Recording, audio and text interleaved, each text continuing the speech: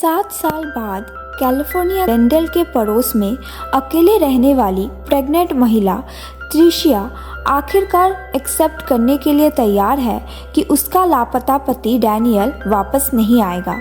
जैसे ही वो उसे उसके एब्सेंस में मृत्यु घोषित करने की तैयारी करती है, उसकी छोटी बहन केली, जो पहले ड्रग एडिक्ट थी, उसके साथ रहने के लिए आती है। वो त्रिशिया को बच्चों के लिए एक किताब देती है, द थ्री बिली गोट्स क्रॉफ, एक ट्रेडिशनल फेरी टेल जिसकी कहानी एक इवल एंटिटी द्वारा नियंत्रित पुल के पूर्वाभास में फिल्म को एक सबटेक्स्ट प्रोवाइड करती है। साथ में वो डैनियल का डेथ सर्टिफिकेट प्राप्त करने और त्रिशिया के लिए एक नया अपार्टमेंट ढूंढने के लिए काम करती है। जैसे जैसे तारीख नज़दीक आती है, त्रिशिया को डैनियल के बारे में भयानक बुरे सपने और हेलुसिनेशन आते हैं, जिसे उसका साइकाइट्रिस्ट स्ट्रेस और गिल्ट के रूप में एक्सप्लेन करता है। जॉगिंग करते समय केली की मुलाकात एक सुरंग में एक दुबले पतले आदमी से होती है, जो ये देखकर हैरान हो जाता है कि वो उसे देख सकता है। वो अपना परिचय वॉल्टर लैम्बर्ट के रूप में देता है और उसे अपने बेटे से कांटेक्ट करने का रिक्वेस्ट करता है, लेकिन वो भाग जाती है। बाद में वो खाना लेकर लौटती है और उसे सुरंग में छोड़ देती है, जो उसे खाली मिलता है। जब कैली को उनके दरवाजे पर स्मॉल मेटल ऑब्जेक्ट्स के ढेर दिखते हैं, तो वो मानती है कि उन्हें वॉल्टर ने वहां छोड़ दिया था। इसलिए वो उन्हें टनल एंट्रेंस पर रख देती है। पास से गुजर रहा एक आदमी उसे ऐसा ना करने की सलाह देता है और उसी स्थान पर एक कचरा बैग रखकर वहां से चला जाता है। बाद में उसे अपने बिस्तर पर स्मॉल मेटल ऑब्जेक्ट्स का ढेर मिलता है। डिटेक्टिव मैलरी, जो डैनियल के लापता होने की जांच कर रहा है और त्रिशिया के साथ रोमांटिक रूप से जुड़ा हुआ है, कॉल का जवाब देता है और खतरनाक पड़ोस में अपना दरवाज़ा खुला छोड़ने के लिए उन लोगों को पेनल्टी देता है। अपनी बेचैनी में कैली गुप्त रूप से नशीली दवाओं का डोज लेने लगती है और त्रिशिया आखिर में डैनियल के डेथ सर्टिफिकेट पर साइन करने और मैलरी के साथ डेट पर जाने का फैसला करती है। लेकिन तभी उसकी मुलाकात खून से लथपथ और नंगे पैर डैनियल से होती है, जो अचानक उसके घर के सामने आ जाता है। हॉस्पिटल में डॉक्टरों ने डैनियल को मैलन्यूट्रिशन, डिहाइड्रेट और फिजिकल रूप से अब्यूज्ड बताता है। डैनियल हैरान हो जाता है कि बाकी लोग उसे देख सकते हैं और केवल वो ये समझा सकता है कि वो नीचे था। वो किसी भी सवाल का जवाब नहीं देता है और ऐसा लगता है कि वो अपने घर के सामने टनल के कारण गहरे डर में है।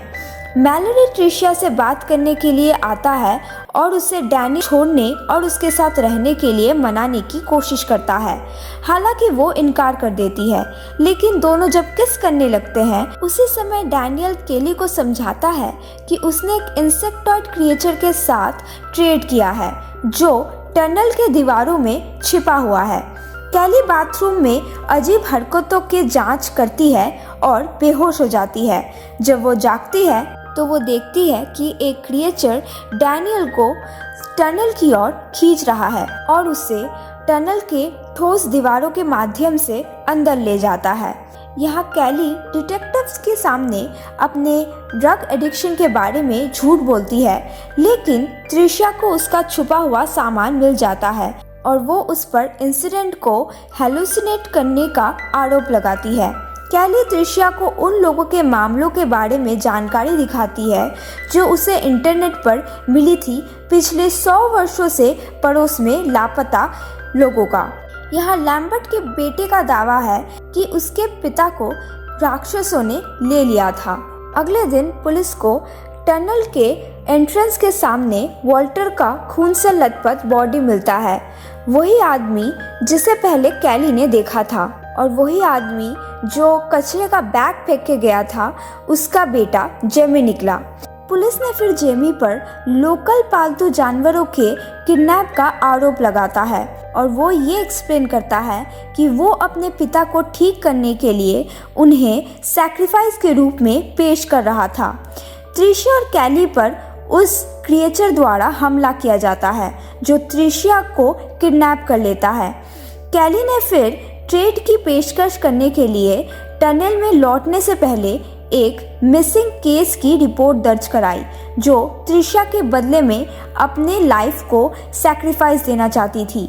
फिर उसे ये देखकर झटका लगता है कि क्रिएचर त्रिशिया के अनबॉर्न फीटस को वापस ले आता है और वो क्रिएचर फिर उस पर दावा करने के लिए आगे बढ़ता है और चला जाता है और पीछे छोड़ जाता है केवल उसका एक खाली जूता। मैलोरी को एक एनवेलप मिलता है जिसे कैली ने उसके लिए छोड़ा था, जिसमें उसका रिसर्च शामिल है।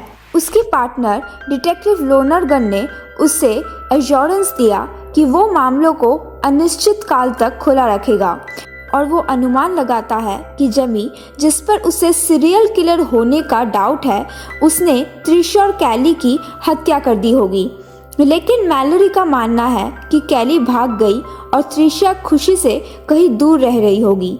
जब मैलोरी पोस्टर लगाता है तो उसी टनल में खड़ी कैली की एक छाया दिखाई देती है, लेकिन जब वो करीब से जांच करने जाता है तो वो गायब हो जाती है।